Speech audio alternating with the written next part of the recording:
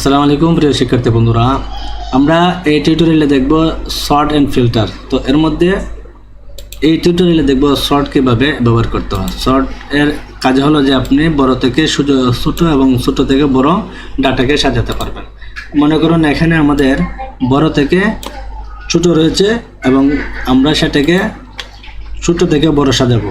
প্রিয় শিক্ষার্থী বন্ধুরা, এরকম প্রতিনিয়ত টিপস পেতে আমাদের ইজিটেক একাডেমি চ্যানেলটি সাবস্ক্রাইব করুন এবং ফেসবুক পেজটি ফলো করুন। তাহলে চলুন দেখে আসি শর্টের কাজটি কীভাবে করতে হয়। তো প্রথমে আপনারা এটাকে সিলেক্ট করবেন, তারপরে চলে যাবেন হোম থেকে এডিট থেকে দেখুন শর্টে ক্লিক করবেন।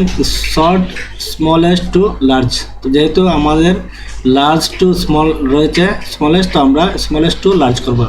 এখানে ক্লিক করার সাথে সাথে এরকম একটি ডায়লগ বক্স আসবে, আসার পরে কন্টিনিউ উইথ দ্য কারেন্ট সিলেকশনে ক্লিক করে শর্টে দিয়ে দেব। এই যে দেখুন এখানে আমাদের ছোট থেকে বড় সুন্দরভাবে চলে এসেছে। আশা করি বুঝতে পেরেছেন। ভিডিও যদি ভালো লাগে অবশ্যই লাইক কমেন্ট শেয়ার করে আমাদের সাথে থাকবেন। আল্লাহ হাফেজ।